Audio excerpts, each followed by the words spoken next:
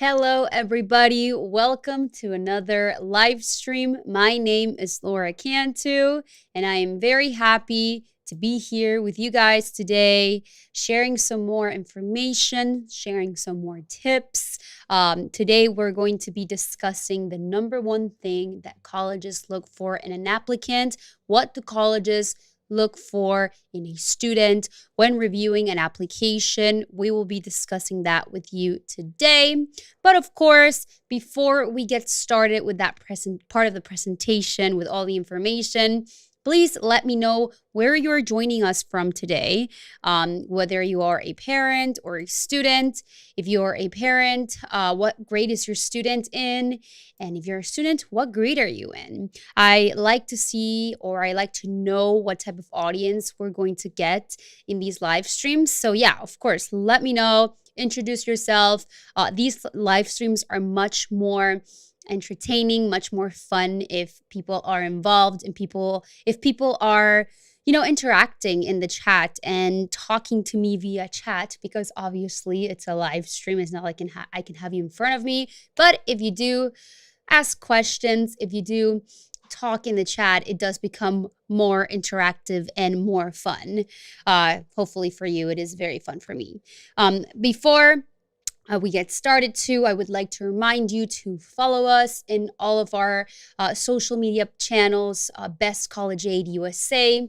That is our name, Best College Aid USA, in YouTube, Facebook, Instagram, TikTok. So make sure that you do that and make sure that you follow us so that you are up to date with all the information that we post in every platform, because every platform, the nature of each platform is different. So what you get on Instagram, you might not get on TikTok, or you might not get on Facebook, or what you get on YouTube, you might not get on Instagram or TikTok. So make sure that you follow all of our socials already. Best College Aid USA.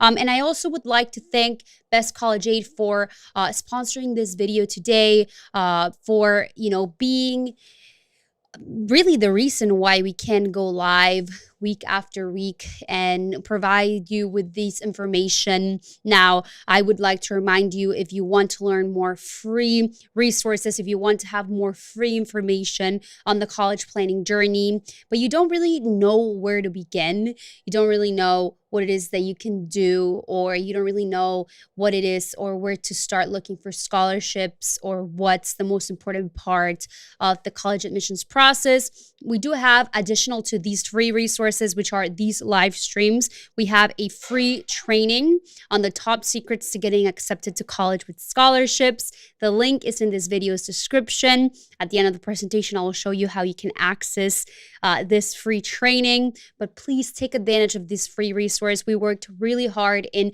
putting it together.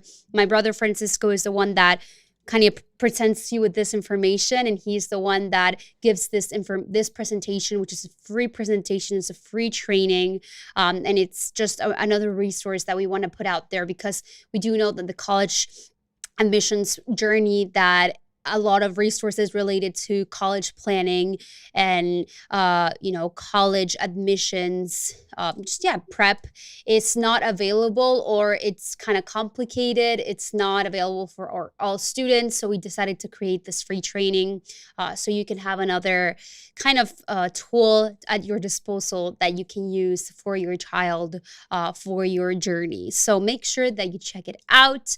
And that's all the announcements that I have for you today. With that being said, why don't we go ahead and get started? Remember, at the end of the presentation, we always like to answer some questions. So ask your questions in the chat, stay active, and let's get started with today's presentation on the number one thing that colleges look for in an applicant, in a student. Before we get started with that, I'm just going to do a little quick introduction on who I am. My name is Laura Cantu. As you can see in these pictures, this is me at different points of my life. I know I look exactly the same as I did in high school more than 6 years ago. I know. But here I am. Number one is me graduating from high school. Number two is me graduating from college. And number three is me today, And here I am today, here at the Best College 8 set. And just wanted to share, I guess, some of my stats, some of my, the things that I did in high school. In high school, I was very active. I was very involved in clubs and organizations. I was the president of the National Honor Society. I was part of the theater club, and that kind of traveled, or my experiences in theater, I continued to do it in college, and it was actually a tool that I used to get scholarships and to get maximize my odds of getting accepted, and ultimately going to the school that I ended up going to and being able to afford it. Theater was one of those resources, one of the things that I did, was an extracurricular that I kind of took advantage of, and I loved so much, and I was fortunate enough to be able to continue to do it in college. So I did theater. I was part of the National Honor Society. I was the president of the National Honor Society. I was part of SGA. I had decent grades. I was not, in the top 5%, but I was definitely in the top 10%.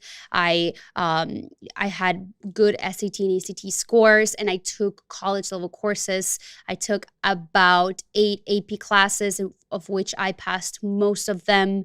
And I also took all honors classes. I think it was only freshman year when I took honors classes, because I had kind of just started high school and I was pacing myself. But after freshman year, it was all APs and honors classes for me.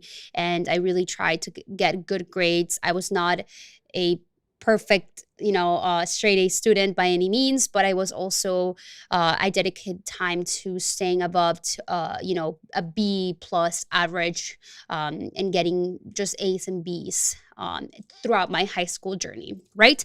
And then once we move on to my college journey, I was accepted into Marist College, which is a private university, private college in Poughkeepsie, New York. Marist College, and I got actually more than $1 million in offers and financial aid scholarships and financial aid award packages in total combined from all the colleges that I applied to, because I did apply to over 10 schools, and I got accepted into 80% of the schools that I applied to. These schools were Syracuse University, Penn State University, GW,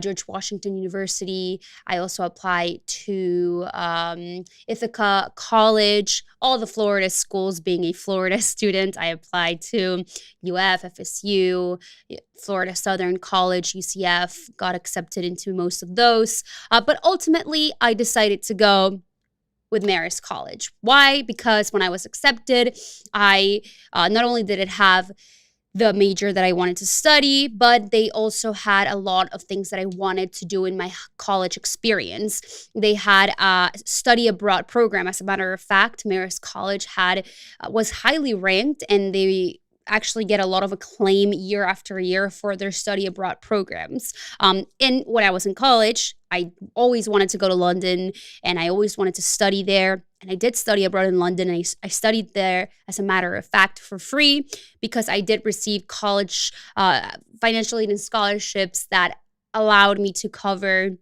the cost of going to school there. So that was one of the things that I was looking for, that some of the other schools didn't really have good study abroad programs or any study abroad programs. And Marist really facilitated that process with the visa, with applying, with finding the right program for you. So I studied in London for 6 months. Best time of my life. And also, as I mentioned earlier, theater was a big driving force in my application process, in my scholarship search process, and also ultimately in my decision-making process. I decided to do theater as an extracurricular. And when I was applying actually to colleges, when I was not even applying, when I was creating my college list, one of the biggest things that I was looking for, one of the biggest things that I wanted was theater. I wanted to be able to continue to do theater, but I knew that I didn't want to major in it. I didn't want to get a degree in musical theater or theater. I just wanted to do it kind of like an athletes, how they will study business and do D1, D2, football, basketball, baseball. That's what I wanted to do. So I didn't look for colleges in which where I could major in theater. I looked for colleges where I could just do it as an extracurricular and still get a scholarship. And I was able to do so at Marist College. I got a theater scholarship all 4 years of college. And I got over $8,000 in theater scholarships to help aid my education and to help pay for college throughout those 4 years. And also I minored in theater because part of the theater scholarship was minoring. You had to minor in theater. So I graduated with a theater minor. I graduated with little to no debt. And I got to do what I loved. So, extracurriculars, we say this a lot and we tell our students inside of Best College Aid, and I'll tell you right now, extracurriculars are very important. Extracurricular activities can make a huge difference, but it's imperative that this is for you parents and for students watching, that students do the extracurricular activity that they love, that they practice something and that they really fall in love and really are passionate about their extracurricular activity. And it can be anything. It can be an art. It can be playing an instrument, marching band. It can be singing. It can be acting. I did theater. It can be doing a sport. My brother David, he was a D1 athlete. He swam in high school and in college, and he got $8,000 per year to swim in college. And he was basically just doing what he loved, getting better, swimming, competing, and continued to do that sport. And a sport that he loved since he was I don't even know, he was like 6 years old, because we all took swimming lessons since we were really, really young. So it's important that students practice what they love. Even nowadays, esports, video games, there is a whole collegiate level of esports, and students can literally go to college with a scholarship to play video games, play as the school, part of the school's esports or e-league, and they can compete, they can get scholarships, and that can be their extracurricular activity. So the sky's the limit, really, when it comes to college and extracurricular activities and the perks and the advantages of doing these things when it comes to college admissions. So that was my college journey. After graduating from college, I chose to start Best College Aid with my family. My family and I decided, based on our experience of college admissions and our journey of starting off really not knowing what to do, not really getting a lot of resources at our high school from our college counselor, not because she didn't want to help us, but rather because she didn't have the resources. And that is unfortunately the case in a lot of high schools in the country. High school college counselors do want to help their students and they have the best disposition, but unfortunately they don't have the resources to help. I don't know, some of them have 500 students per class. Some of them have 1,000 students and one college counselor. So it is hard. So we decided that we wanted to help those students. We wanted to help families. And that's why when Best College Aid came to be, after my siblings and I kind of graduated from college, and millions of people have been helped through our social media content, through our social media channels, through these presentations, our Spanish channel, our English channel. We actually have thousands of students who are inside of our Best College Aid program, who are members of Best College Aid, which that is more personalized help, more step-by-step training, step-by-step resources, step-by-step guide, really, where we guide families, we guide students through the college admissions process.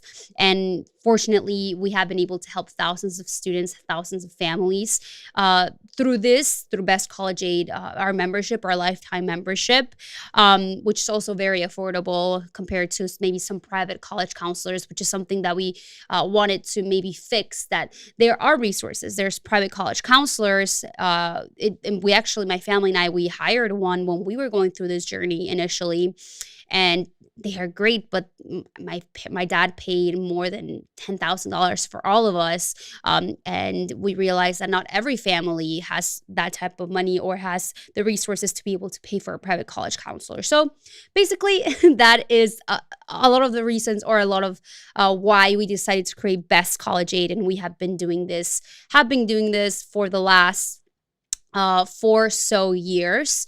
And, our best college aid students have received financial aid and scholarship packages of, more than $1 million last year. We were so happy. We had a lot of students who were seniors who were going through the process. We had students who got into New York University, NYU, the University of Pennsylvania, UPenn. We had students getting to UF, University of Texas at Austin, UT Austin, which is another school that I applied to, and I wanted to go there, but I also wanted to go to New York. So it was like Texas or New York, and I was like, you know what? I think New York is more of my style, and I loved it. Anyways, we had students getting to great schools with full rides. We had one of our students who, Emma, we actually have a video here in our channel if you're interested in watching that. She got accepted into more than 12 schools, and her financial aid packages, I'm pretty sure she got offered basically full tuition scholarships in more than 4 universities out of the 12 that she got accepted into: George Washington, Northeastern, Northwestern, UF. She is just Emory. She's so smart, and we're fortunate enough to see those success stories. And that's kind of like just some of the highlights that we have had over the past few years. And anyways, that is who I am and what I've been doing in the past few years, in case this is your first time watching us and you needed some context as to why I am presenting this information with you today, which is, what is the number one thing that colleges look for in a student? What is the number one thing that colleges look for in an applicant? And I do want to remind you before I keep going that I will be answering questions in the chat, some of your questions as we go, after the presentation. Additionally, David is in the chat monitoring the chat. So if you have any questions, he might get to those before I get to them at the end of the presentation, okay? But stay tuned, pay attention, because this is very important information that can be very helpful to you, right? All right, so the number one thing that colleges look for in an applicant, right? So there are main components of a college applications, right? Let's go over them. There is transcripts, which include a student's GPA, their class rank, the rigor of the courses that they took, whether they were AP classes, IB classes, dual enrollment, where they honors or regular classes. Also, a school, by looking at a high school transcript, it's going to be able to see the type of classes, college level courses that high school offered, and they're going to get a bigger picture, right? Because as some of you may know, not all college level courses or curriculums are going to be offered at every high school in the United States. So with a transcript, a college will see, okay, this is a student that comes from a school where they didn't offer AP classes. They only did dual enrollment, or they only had the ACE program or the IB program. So they more likely will be able to know this with the high school transcript. There's also the other components of a college application. There's standardized test scores. What it is, students, some colleges are going to be test optional. Some colleges are going to definitely require the standardized test results. So with this college application, depending on the college, the student will or might not have to send in those standardized test scores, because it does depend on the school. Also, the main components of a college application might also be will also be 100% extracurricular activities. If the student plans to continue to do a specific extracurricular activity once they're in college, maybe they want to play a sport, maybe they want to get recruited, maybe they want to go into the school's dance team, they want to be part of the marching band, the student not only is going to have to talk about that in their college application, but they also will have to maybe go through an extra step. When my extracurricular activity, which was theater, in order for me to be able to get that theater scholarship and be part of the theater program, I actually had to audition. It was like an extra step, which was completely different and additional to my college application. When David, he joined and he was recruited for Marist swim team, and he was able to swim for them. He didn't just get picked up and, they said, oh, here you go, you're going to be swimming with us. He had to apply to the school, but additional to that, which is super important for those of you who want to be athletes, or if you have students who want to play a sport in college, it is imperative that you learn and know how to navigate the recruitment process, which we do go over inside of Best College Aid. We have a section dedicated because David did go through this process. There are rules, there are regulations, there are ways to contact coaches, there are times in which the student has to contact, times where the student shouldn't contact the coaches. So we do go over that inside of Best College Aid. There are websites that you could use. So as I said, extracurricular activities can make a huge difference and are a big part of a college application, a big component. Essays. A student's essay is in most cases also a great part of a college application, a main component, especially in the more competitive the school is, the heavier the weight that essay, that personal statement is going to have, right, on that college application. Letters of recommendation. These are needed. These are necessary. Very few schools don't require them at all. Most schools are going to require them. So these have to be, written. You have to ask a teacher. You have to ask a counselor, maybe the principal, a coworker, not a coworker, but if the student has like a part-time job, but most likely maybe a coach, a teacher, somebody that has worked with the student and can write a good recommendation letter that can make that application stand out. Definitely work on those. And finally, college interviews. If not every college or university is going to require an interview, right? It's just going to be certain colleges that are going to require an interview, but those colleges that do require or do offer one, because maybe some colleges will offer them, but they're not mandatory. Some colleges are going to make it part of the application. If the college, whatever it may be, sometimes it's a good idea to go through that interview process and to go through that interview process prepped, knowing what to ask, knowing how to approach the interview. I actually went through a college interview myself when I was going through the application process. It was just one school, and it was Syracuse University. And it was very serious. I mean, for a high school student, an 18-year-old, the only interview experience that I have had prior to that was interviewing for like a lifeguard job. And, it was very different. So I did have to prep. I did have to learn which questions to ask, what to wear, how to act.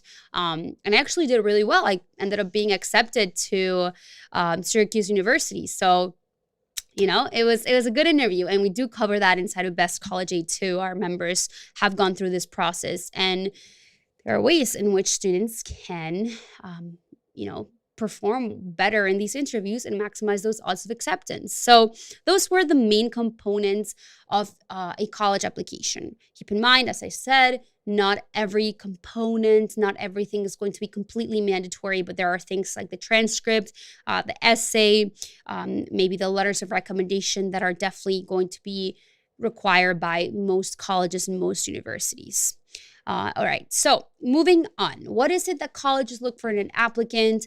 Well, it's important to understand that colleges are becoming more competitive every year. As you can see right here with these data that we have for you, universities have decreased their acceptance rate. Every year, most schools, the acceptance rate becomes smaller and smaller. For example, Amherst College, as you can see, the acceptance rate in 2007 was 17%. But when we jump to 2022, the acceptance rate dropped to 7.25. So less students are getting accepted, obviously. So Bernard College, same thing, 2007, 28%. And then we see a drop of, in 2022, it drops to 8.79% acceptance rate. And you can see it for all these universities, that acceptance rate becomes smaller and smaller. It drops, and it is a fact that colleges are becoming more competitive. They are looking for different things than they were maybe were looking before. If we see the statistics for Harvard University, for the students that were accepted into Harvard University, what their test scores were and high school GPA in the past years, you can see that a lot of them obviously had the green, by the way, is students that were accepted, right? So students who had over a 4.0 GPA, who were in the 4.0, and then who had very, very high SAT or ACT scores. These are the SAT or ACT scores. So for the SAT, who were in the 1600s and 36, or over 30 or 1380, those were the students who were, these were the statistics of accepted students, right? But I do want to show you something. When we go to the rejected section and we see the students that who didn't get accepted into Harvard University, what their stats were, right? What were their stats? We see a big glob of red in the same areas in where students who got accepted, where they were, right? Where their stats were for the SAT and ACT, for their high school GPA. We see that very capable, very prepared students got rejected from Harvard University, even though they had everything on paper. They were perfect candidates. They had high GPAs, they had high SAT or ACT scores. And maybe, right, if we're basing it off on that, they should have gotten accepted. But what is it that maybe didn't work, or what's the reason why they didn't get accepted, right? Why is it that if academic components alone will make students stand out, how can a student break through the noise, right? How will a student stand out? How will a student be accepted into these schools, even though they have the right stats, they have the right GPA, they have the right standardized test scores? So how do you break through the noise? How do you stand out to a school, right? So before I get to that, I do want to talk about some of the surface level tips that you might have heard, right? Maybe you have heard that colleges want students who have taken as many AP or IB classes as possible. You probably also heard that colleges want students who are involved in the most extracurricular activities as possible. Perhaps you have heard that colleges want extremely well-rounded students. Or maybe you've heard from a teacher, a counselor, another student, that colleges only care about extracurriculars that are done through the school, or extracurriculars involving, large organizations like NHS, Best Buddies, etc. So these surface level tips are tips that, yeah, maybe they're right and they hold some value, but it is something that you have heard on YouTube, maybe you have heard by teachers, and you don't really know what to do with these examples. Well, now I'm going to talk about a method that we use here at Best College Aid in order for students to take this advice, these surface level tips, or just any advice or any part of the college admissions process, and they can really stand out and they can really create a great college admissions admission application that is going to help them get accepted to, maybe if they have the stats, they have the SAT, the GPA, or the ACT to get accepted into Harvard, but they need a little bit more pizzazz and they need something else to get accepted into that college, what it is that they can do and how they can break through that noise and get accepted into these types of schools.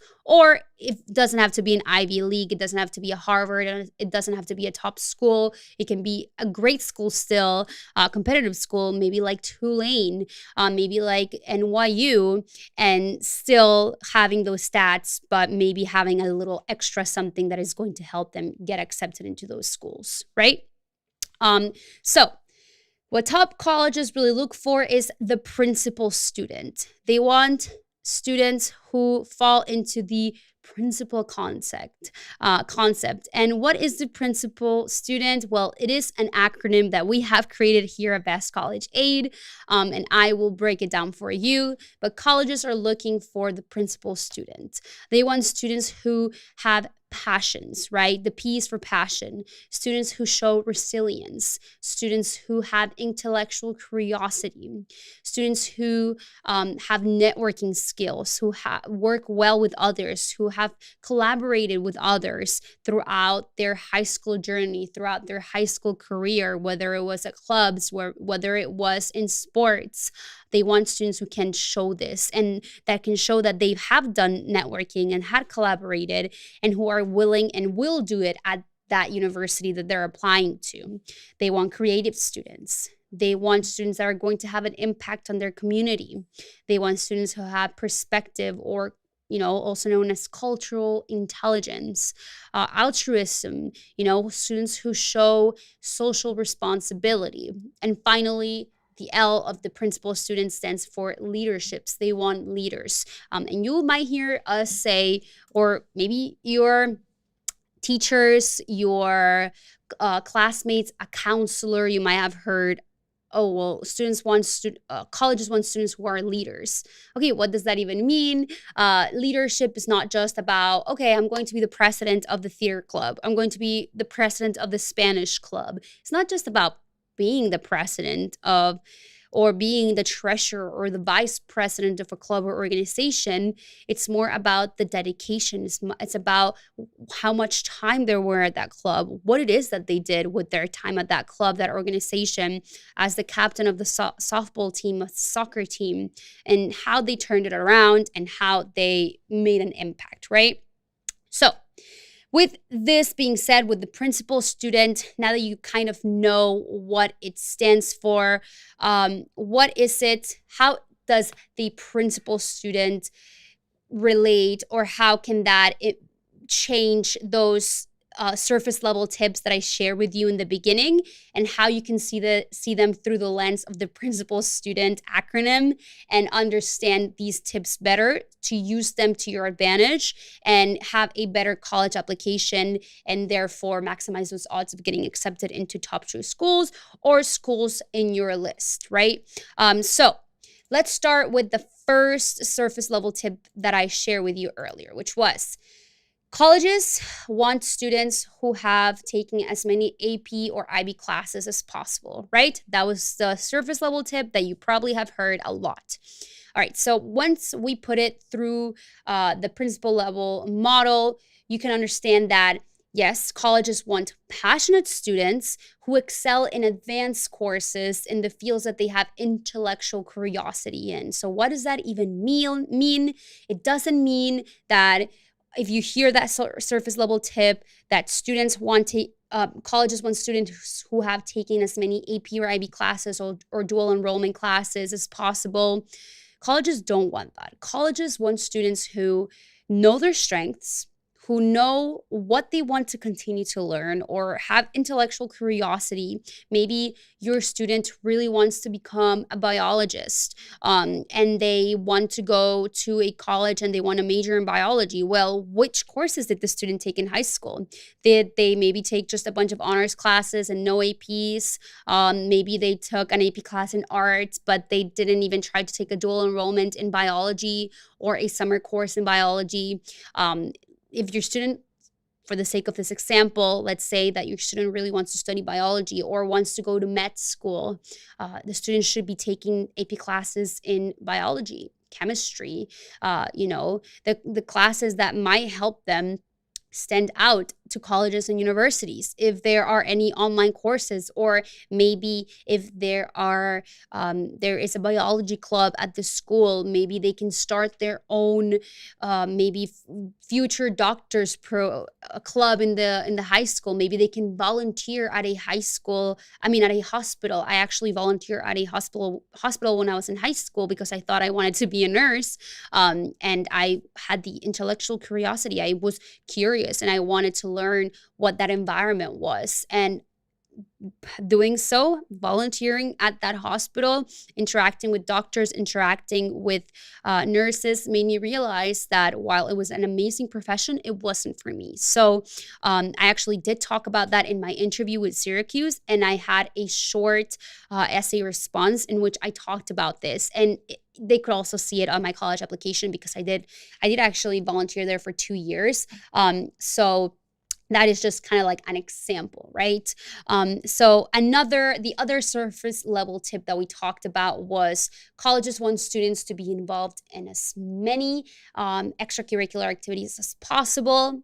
Now, with the principal student model, we can see that colleges want students who impact their organizations through their leadership. And it's kind of what I already talked about a little bit earlier, in which, yes, extracurriculars, clubs, and organizations are so very important, but colleges want students who not only are part of a club. And for example, at the National Honor Society, I was a member of NHS for a whole year before I even ran to be the president and was the president of this club.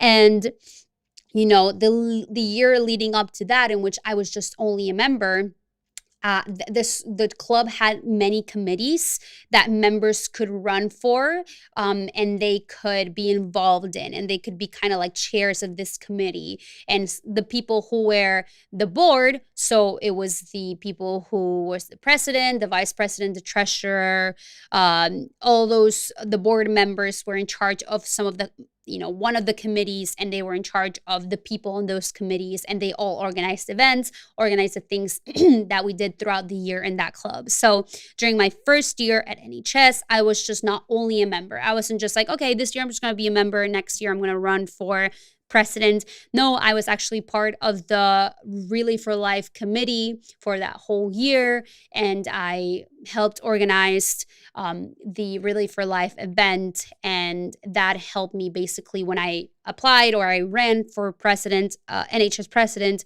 I talked about that. I also talked about my fundraising experience with the club because we did have to do a fundraiser. So those were all things that helped me not only become the president of the National Honor Society, but it also helped me when I was applying to college, when I was sending in those applications, talk about that and show colleges that not only was I part of clubs and organizations, but I also was involved, and I also showed duration and made an impact in these organizations. Right. The third surface level tip that I shared with you earlier is colleges want extremely well-rounded students. Okay, yeah, colleges want extremely well-rounded students, but when we put that through the principal model, we can see that colleges want to build a well-rounded class of resilient students with different perspectives. So what does that even mean, right? Every year, colleges have kind of like a class, a number that they have to fill out. And colleges are not going to be like, college admissions are not going to be like, okay, the first 100 applications that we receive and that we review, that we say yes, that's it. And then whatever else, it doesn't matter. Unless it's a rolling admissions type of basis where it's kind of first come, first serve in a way, but not really, because the admissions are being reviewed until that number is met. But if a school is regular decision, or if they're doing early action, early decision, colleges want to build a class of students.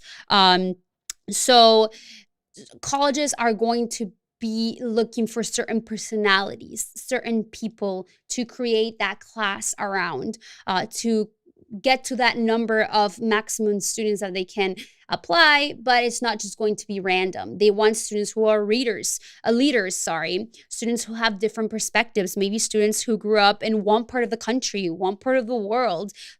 A lot of colleges have a big population of international students because they want to bring in international students to build a diverse class. So it's important that you are bringing something to the table, and that students are showing life experiences, that they are showing their growth. They are showing, not just telling in their college essays an experience that happened to them, and they're just saying, oh, this is the story that happened, and that's it. No, that they're showing who they are, why they are the way that they are. And that's why earlier I was talking about how important the college essay is, and how that question has to be answered properly.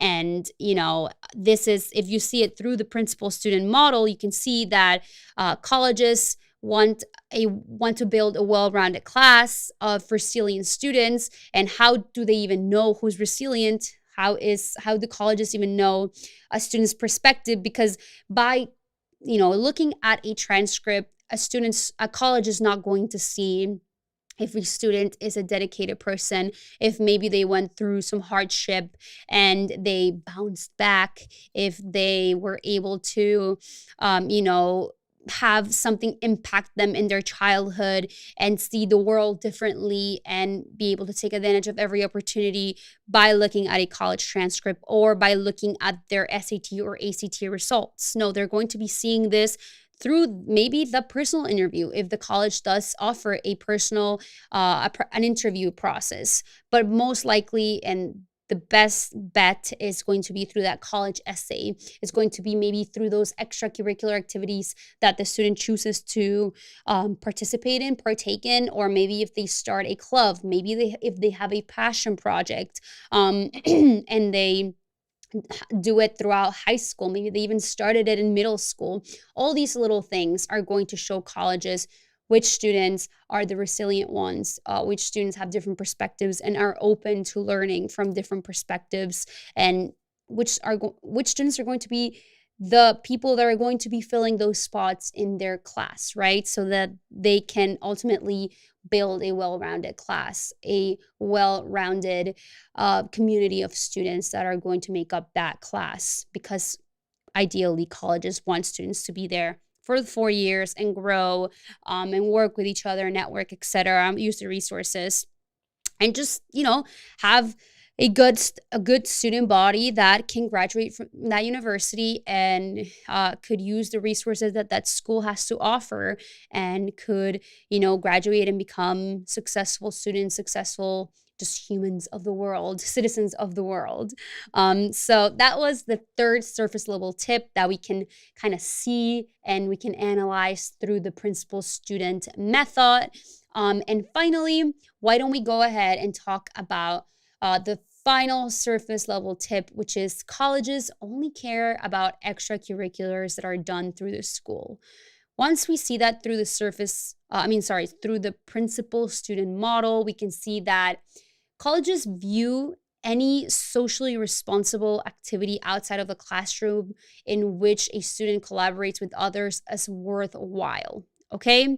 So don't think that because maybe your child's friend is a great athlete and maybe they are going through that recruitment process, or they are very good at basketball or at football and they have already competed outside, they've gone to international meets or competitions, games, that is what your students should be doing, and that their passion for theater, their passion for for debate, their passion for the Student Government Association, SGA, their leaders, it's not worth it, right? Just because they're not getting the acclaim that maybe an athlete would, or vice versa. If your student is really passionate about sports, maybe they are part of the club soccer team, but they have a classmate that is really talented in debate and that has gone to all these competitions and won all these awards, and it's probably going to continue to do debate in college.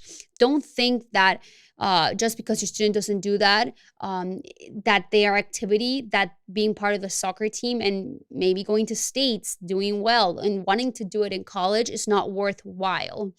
There's literally, when I tell you, and I already said this earlier in the presentation, there are so many extracurricular activities that can be a great way to get merit-based scholarships that can maximize those odds of getting accepted.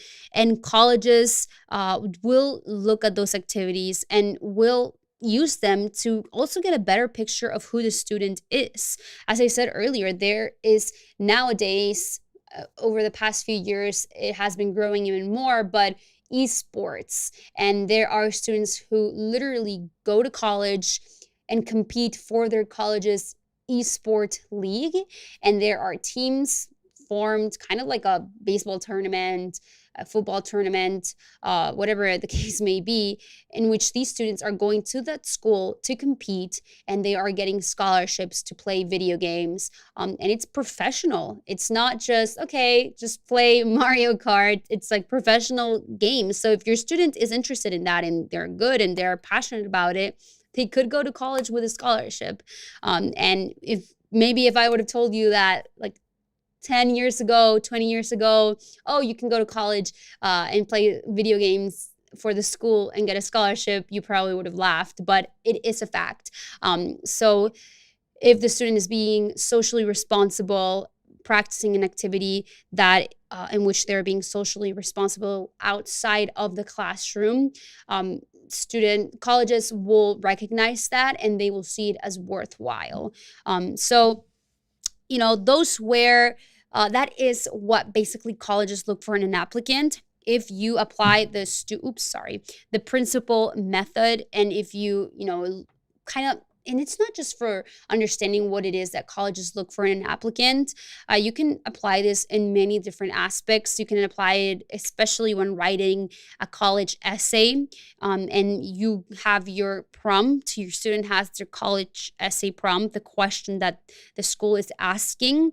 They can write an essay and use the principal method to write a great essay. And as a matter of fact, we do go over that in the free training in this video's description. We go over how to write a great college admissions essay, how to write a perfect college essay using the principal model. So if you want to learn that, as well as these other strategies, how your student can get accepted in how your student can get into the top 10% of their high school graduating class, how to earn a top 1% score on the SAT or ACT exams, how to write a perfect college essay, as I mentioned, how to get recognized by admissions officers of top schools, how to earn the best college aid, and how to find the easiest scholarships to win.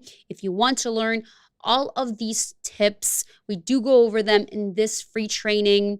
All you have to do is click this video's description, and I will share my screen so that you can see, how you can get access to this free training. So if you're watching us on YouTube, this is the presentation. Let me just zoom out a little bit so that you can see the whole screen. Perfect.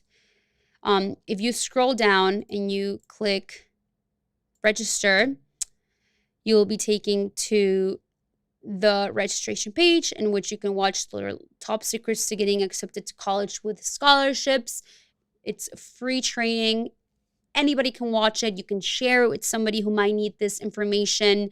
And you can register, because I'm telling you, we do go over those tips that I just shared with you, the other information in this training. So if you're interested in learning that, just register. You are going to learn a lot.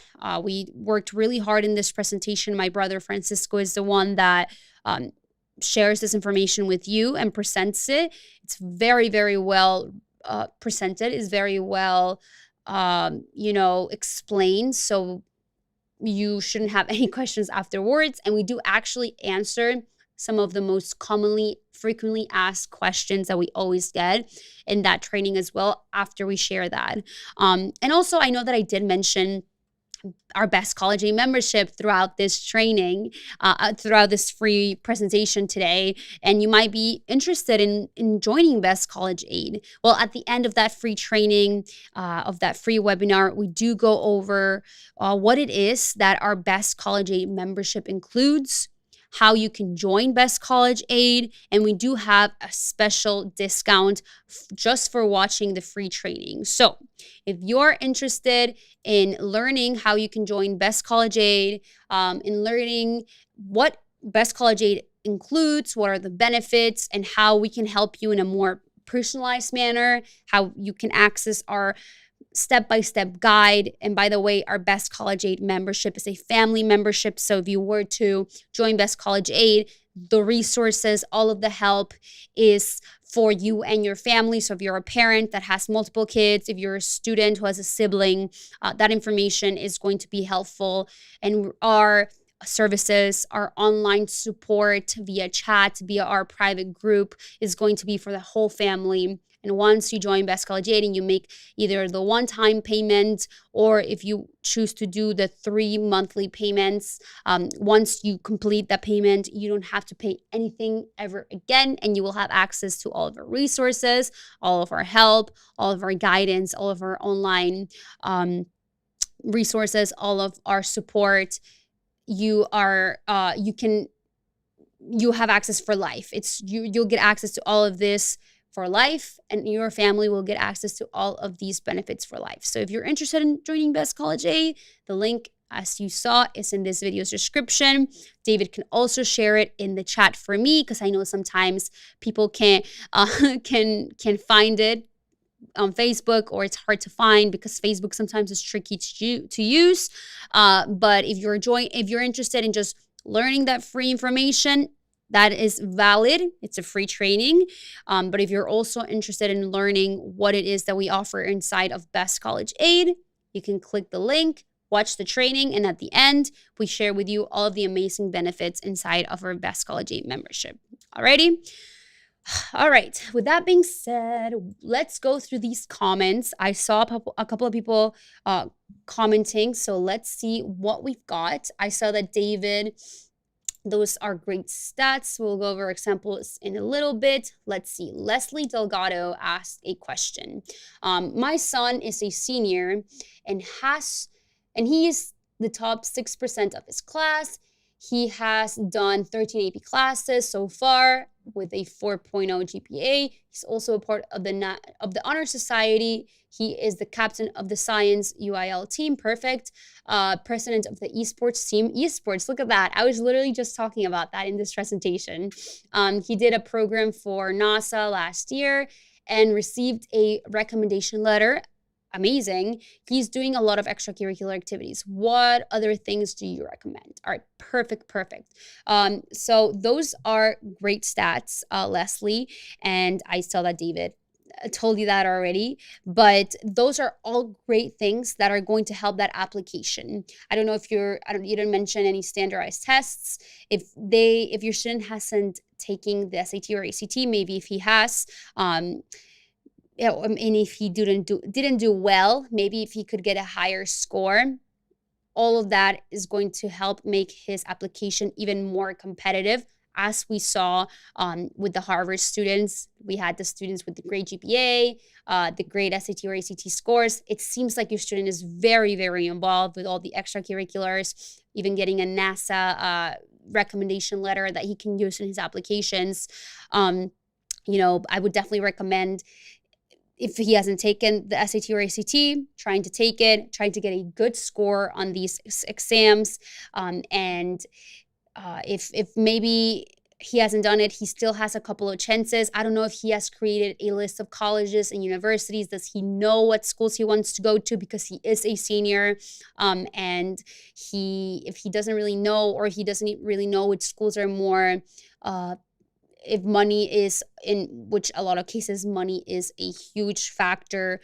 Does he know which schools are going to be more generous, which schools are going to offer what it is that he wants to study? If he has not really started the college search, it is not too late, but it is going to be late in like a month or two to start planning that. So if he hasn't done so already, if you guys haven't really thought about colleges or universities, or if you haven't really finalized that list of colleges, we do talk about it in our free training. So make sure that you watch it, Leslie. And inside of Best College Aid, we also we would help you step by step and give you guidance and guide you kind of to like the finish line of this process. So if you're interested in that, or if you're just interested in the tips that we have inside of that free training that is in this video's description, make sure to check it out. But yeah, I mean, great stats. Hopefully that feedback helped you, and just keep it up. Great stats. Hello, I have a question. Can I study at an American university? I completed the basic subjects in the College of Medicine, and I want to complete the other half of the clinical subjects in America University. Is it possible or not? Answer me. Okay. So the answer is international students can study in the United States. There's a lot of colleges and universities that actually either try to recruit, as I said earlier, not recruit, but they want to meet a specific number of international students in their class. There's a lot of universities that are also very generous to international students, who are very generous when awarding financial aid and scholarships. So it is possible to study in the United States. However, these, for international students, especially as you mentioned, you're a student who did some credits abroad. If you wanted to come to the United States, it is going to be a process of, specifically if you want to continue or try to get those credits that you took to apply here in the US. It does depend on the school. It does depend on what grades you received in the university that you studied in, and it's going to be a little bit of a more personalized process. So what I would recommend is doing the research of schools that accept or that are generous with international students, and that also just have good programs for international students, reaching out to the colleges and kind of sharing your situation, sharing what subjects it is that you passed or classes that you took, credits that you received, and see if those are transferable. Because especially with medicine, because I did notice that you said medicine might be a little harder, but if it was just kind of subjects that every college and university requires that students have to take in order to graduate, like English, math, maybe it's going to be easier for those credits to kind of translate and to be considered, so that you don't have to take them if you do decide to go to college here in the United States. So hopefully that helped. Let's see. What should international students do in the final year of high school? Well, definitely creating a list, looking for universities that, if you want to go to college, obviously paying as little as possible, doing the research and finding schools that are generous, finding universities that are going to be good for international students. Because while there are over 3,000 colleges and universities in the United States, not every school is going to be as generous with international students or non-US citizens. Not that they're going to be rude or anything, but they're not going to be awarding as much financial aid as many scholarships. So I definitely would recommend looking into that, and making sure, if you are an international student, there's also other requirements, such as maybe some schools will require the TOEFL tests to see the student's English level. If the credits that were received in high school, if you're studying abroad in high school overseas, that are going to be able to, like, the student graduated from high school basically and can apply as an international student. But if you're a student in the United States, but you are an international student living in the United States, going through the high school system, educational system in the United States, when applying to college, if you're not a citizen, a resident, or an eligible non-US citizen, you are you're going to be applying basically to college. Colleges are going to see you as an international student, and the application, you'll see it on the portal, is application for international students. And yes, there are colleges that do accept students. Colleges are very generous that offer institutional aid, but it is going to be the school is going to see you as an international student. All right, so I hope that helped. I hope that was information that was helpful to you. Thank you for joining and for asking some questions. All right, last question that we have for today. Leslie is asking, joining from Texas. We already have the list of top 10 colleges for chemical engineering. He wants to apply. He'll take the SAT next month. Thanks for the help. Perfect, Leslie. If you have any questions or if you just want to learn more tips, if you're not a Best College A member yet, or if you're not a Best College A member, just watch our free training. That inside of that training, there's going to be essay writing tips.